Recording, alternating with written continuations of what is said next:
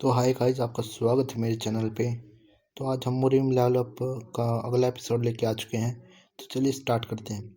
तो अभी हमें 15 मिनट पहले का सीन दिखाया जाता है, जब हमारा डैनी यूसुफ का भी आया नहीं था। उससे पहले का सीन कि ये मास्टर क्या बात कर रही थी। हाँ, ये बच्चा भी फेल हो गया। क्या ही दुख, क्या ही कमज़ोर बच्चे आ रहे हैं आजकल। और इस पे ये हमारा हेड मास्टर कहता है, तो उस पे ब्लैक फिस्ट कहता है या टाइगर फिस्ट कहता है कि जो आपने डोर लाए हो ना माउंट जोंग नाम से, वो बहुत ही ज़्यादा शक्तिशाली हैं। तो हमारा हेडमास्टर कहता है शक्तिशाली होंगे ही, तो इसमें अगर जो बंदा की डालता है ना, उसकी तरह ये इसका काम करती हैं या कहीं बिल्कुल कॉपी बन जाती हैं।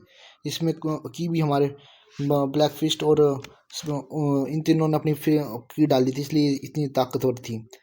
तो इस पे ब्लैक फिस्ट कहता है कि या फिर कहीं फिश टाइगर कहता है कि अगर अगर इस साल कोई पास नहीं हुआ फिर क्या होगा। तो हमारा जो हेड मास्टर होता है वो कहता है अभी तो हम ऐसा नहीं सोच सकते, चलो उन्हें मेहनत करने दो। और वो थोड़ा सोच भी रहा होता है कि अगर सच में कोई पास नहीं हुआ तो।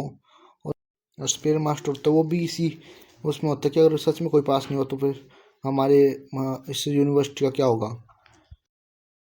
और ब्लैक फिस्ट टाइगर फिस्ट होता है वो कहता है कि हेड मास्टर आपकी लड़की का क्या जो इस साल पार्टिसिपेट कर रही है। तो हेड मास्टर कहता है उसके बारे में मुझे चिंता नहीं है, वो जरूर पास हो जाएगी, लेकिन अगर ये दुख होगा कि कोई सच में उसके साथ क्लासमेट नहीं हुआ तो क्या होगा। और मुझे किसी और चीज़ की चिंता नहीं है। तो हम स्पेयर मास्टर कहता है कि अगले बच्चे का नाम डैनी यूसुफ है, जो कि वेस्ट से आया है। ये कुछ खास नहीं लग रहा मुझे। तो जो हेड मास्टर होता है वो कहता है अच्छा, यानी एक और हारने वाला है। तो इस पे हमारा ये स्पेयर मास्टर कहता है क्या मैं उसे उल्टा भेज दूँ। तो हेड मास्टर कहता है नहीं नहीं, हम ऐसा नहीं कर सकते। फिर हमें दिखाया जाता है कि हमारा मेन कैरेक्टर गेट से आ रहा होता है यहाँ पर अपना टेस्ट देने के लिए। और हेड मास्टर देखते हैं कि इसकी आंखें तो क्यूरियस लग रही है, लेकिन ये किस चीज़ के बारे में सोच रहा है। तो वो फिर पूछते हैं कि तुम किस चीज़ के बारे में सोच रहे हो, टेस्ट के बारे में सोच रहे हो, क्या क्या है।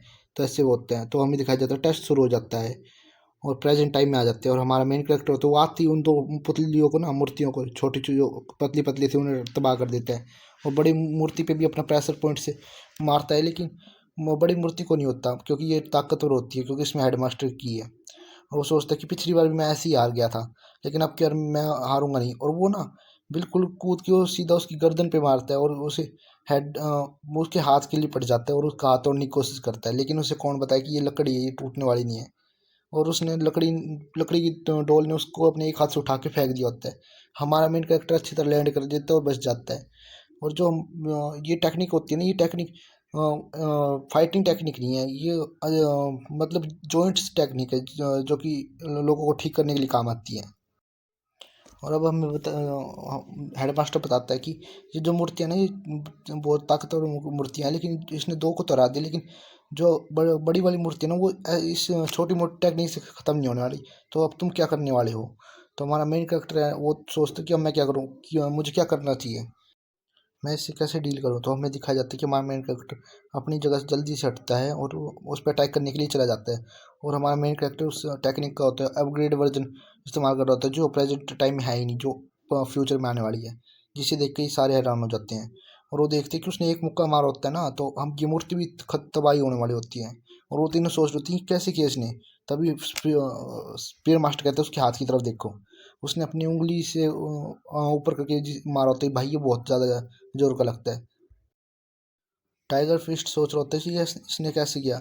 और जो हमारा मास्टर सोचता है कि इसने इंटरेस्टिंग, इसने ऐसी टेक्निक को इस्तेमाल में लिया है जो कि कोई सोच भी नहीं सकता। क्या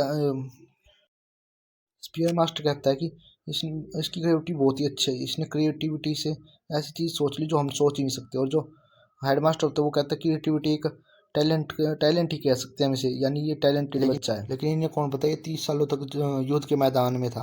और हमें अगला सीन वेटिंग रूम का दिखाया जाता है। जो पास हो जाते हैं वो यहाँ पर वेट कर सकते हैं जब तक बाकी सभी पास नहीं हो जाते। और हमारा मेन कैरेक्टर बताता है उस बुक के बारे में जो 20 साल बाद आएगी आज से, या फिर 10 साल बाद आएगी। हमारा मेन कैरेक्टर कहता है चलो मैं जीत गया, मुझे बहुत ही टाइम बाद ऐसा महसूस हो रहा है। और तभी वहाँ पर एक टिंग की आवाज़ आती है जो कि उसकी स्ट्रेंथ बढ़ा देती है, यानी रिवॉर्ड देती है उसको जो उसका मिशन पूरा करने का। और हमें एक्स्ट्रा रिवॉर्ड भी दिखाया जाता है कि वो इन तीनों में से कोई भी एक्स्ट्रा रिवॉर्ड चुन सकता है।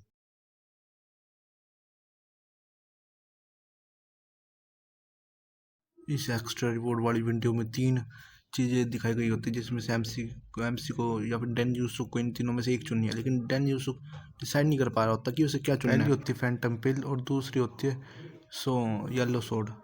लेकिन एमसी को इन दोनों के बारे में पता होता है, लेकिन थर्ड के बारे में उसे कुछ नहीं पता होता कि अगर ये थर्ड स्किल किस चीज़ के बारे में, इसलिए वो सोचता है मुझे ये इन दोनों में से लेना चाहिए। लेकिन पीछे से कोई आता है और उसको पकड़ के कहता है तुमसे मिलकर खुशी हुई। इसी चक्कर में हमारा डेन यूसुक थर्ड स्किल चुन लेता, जो कि होते विजडम ऑफ 5। और हमारा मेन कैरेक्टर देखता है ना कि किसने उसे पकड़ा, तो वो हैरान हो जाता है और चिल्ला के कहते ये तुम सच में तुम हो जैंग यू। और हमारा जो जैंग यू होता है वो कहता है अरे रुक जाओ, क्या हो गया, तुम चिल्ला क्यों रहे हो, क्या तुम मुझे जानते हो। तो वो फिर इस पे वो खुद ही जवाब देते हुए कहता है हाँ तुम मुझे जानते ही होगे क्योंकि मैं बहुत फेमस हो चुका हूँ। डैन कहता है हाँ हाँ मैंने तुम्हारे बारे में बस सुन लिया था। और वो अपने मन में, हमारा डैन जो अपने मन में कह रहा होता है मैं सच बताऊँ तो ये जैंग यू नेचुरल टैलेंटेड बच्चा था, जो कि आम बच्चों से बहुत ही ज़्यादा ताकतवर था। मुझे विश्वास नहीं हो रहा कि मैं इसका क्लासमेट बन चुका हूँ। जैंग यू हमारे मेन कैरेक्टर से पूछता है अरे तुम्हारा नाम क्या है, लेकिन हमारा मेन कैरेक्टर वो खो चुका होता है क्योंकि उसे उसके सिर के ऊपर एक लेवल 9 दिख रहा होता है और उसे इसका मतलब नहीं पता क्योंकि वो इस सिस्टम के बारे में कुछ नहीं जानता। जैंग यू दोबारा पूछता है तुम्हारा नाम क्या है लड़की, तो वो डैन जुसुक कहता है मेरा नाम डैन जुसुक है। और वो अभी भी हैरान हो रहा होता है और इसके बारे में सोच रहा होता है, और तभी उसे नोटिफिकेशन आती है कि आपकी विजडम ऑफ आई लेवल 1 पे है। और वो सोच रहा होता है कि लेवल का मतलब क्या है। और आज ये चीज़ें बहुत ही ज़्यादा अजीब होती जा रही है। और वो बाहर देखते तो उसे दिखता है कि दो बंदे खड़े हुए हैं, जिनमें से एक हार चुका होता है और वो पूछ रहा होता है गार्ड से कि मैं कहाँ जाऊँ। उसका लेवल 2 होता है और जो गार्ड होता है उसका लेवल 9 होता है। और हमारा एमसी सोच रहा होता है इस लेवल का मतलब क्या है, कि ये इसकी ताकत दर्शाता है, यानी जैंग यूल उस गार्ड के बराबर है, वॉरियर के। और हमें दिखाया जाता है कोई गेट से अंदर आ रहा होता है इस कमरे में, और वो उसने भी एग्जाम पास किया होगा ऑफ कोर्स, इसलिए वो इस वेटिंग रूम में आ रहा होता है। हमें दिखाया जाता है एक नोटिफिकेशन या फिर कहीं सिर पे पॉप अप होता है विंडो, उसका नाम होता है च्योन सोसो, यानी एक लड़की। और च्योन मतलब फिर चोन टाइगोंग की बेटी है ये, जिसके बारे में पहले बात की जा रही थी। पता नहीं पर क्यों हमारा एमसी होता है वो ये देख के बहुत ही ज़्यादा शौक हो जाता है कि इस नाम को देख के। और हमें दिखाया जाता है च्योन टाइगोंग की बेटी च्योन सोसो। और वो कमरे में आती कहती है मेरा नाम च्योन सोसो है। और तुम समझ गए होगे च्योन का मतलब क्या है, यानी अपनी आइडेंटिटी के बारे में क्लियर कर रही होती है। और मैं स्कूल की बेस्ट स्टूडेंट बनने वाली हूँ, इसलिए तुम भी सोचना भी मत फर्स्ट पोजीशन के बारे में। और हमें दिखाया जाता है उसके नीचे ही लेटा होता है हमारा जैंगी, और वो कहता है क्या च्योन सोसो, अच्छा अच्छा अच्छा तो तुम च्योन टाइगोंग की बेटी हो। हाँ नेपोटिज्म भाई, बहुत ही ज़्यादा नेपोटिज्म है।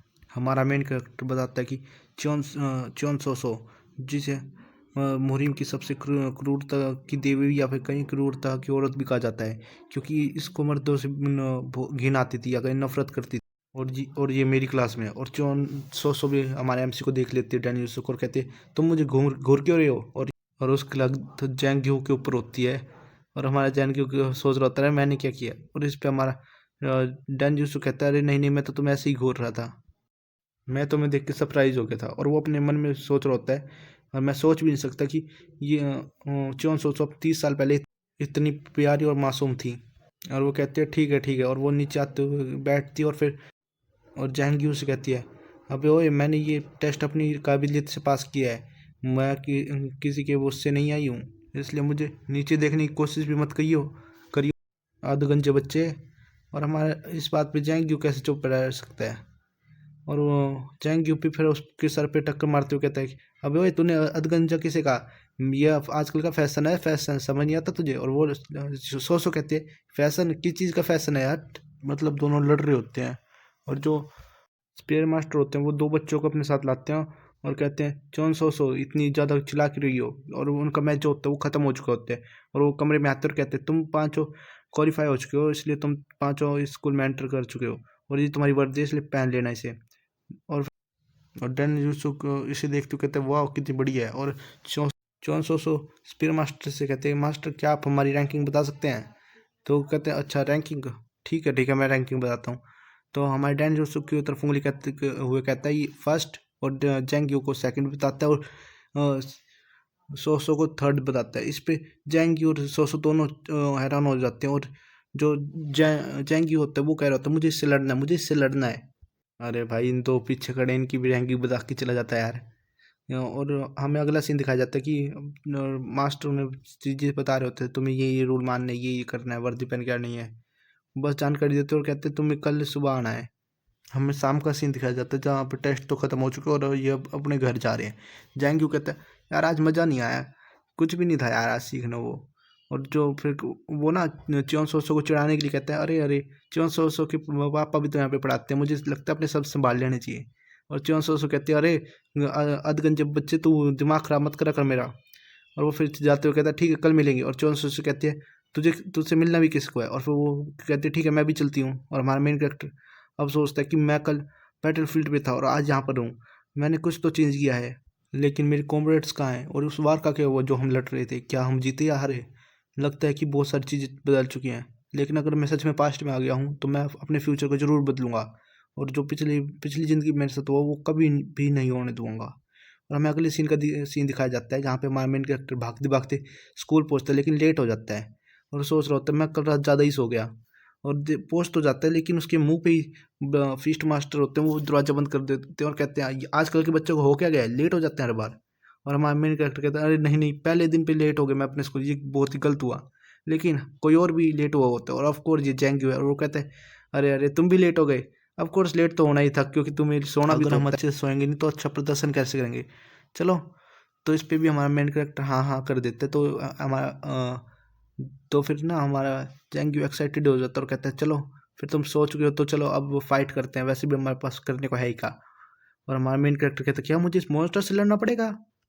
और इमरजेंसी मिशन के नाम पे यहाँ पे बताया जाता है कि जैंग्यू को अगर बीट कर दिया तो आपको रिवॉर्ड मिलेगा, अगर नहीं किया तो आपकी फिजिकल एक्टिविटीज़ को रिड्यूस कर दिया जाएगा।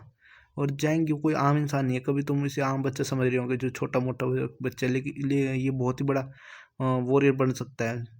आज का एपिसोड यहीं पे ख़त्म होता है तो चलिए बाय बाय।